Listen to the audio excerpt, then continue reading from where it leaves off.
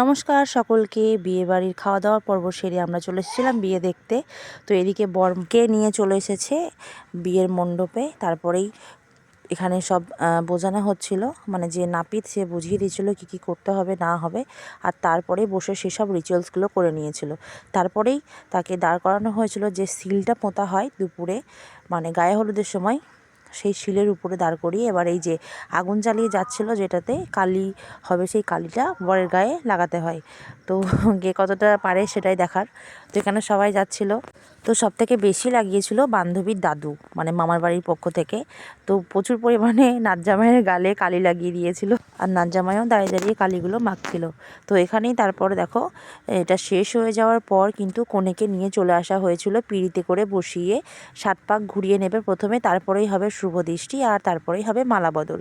তো এইগুলো তো সবাই জানো। তো আমি প্রথম দেখছি, আমি নিজের বোনের বিয়ে দেখেছিলাম, মানে আমার মামার মেয়ের বিয়ে দেখেছিলাম সামনাসামনি, আর আমার এই বান্ধবীর বিয়ে দেখছি। আর কাছে বলেই দেখতে পাচ্ছি, দূরে হলে দেখার সুযোগ এটাও হতো না।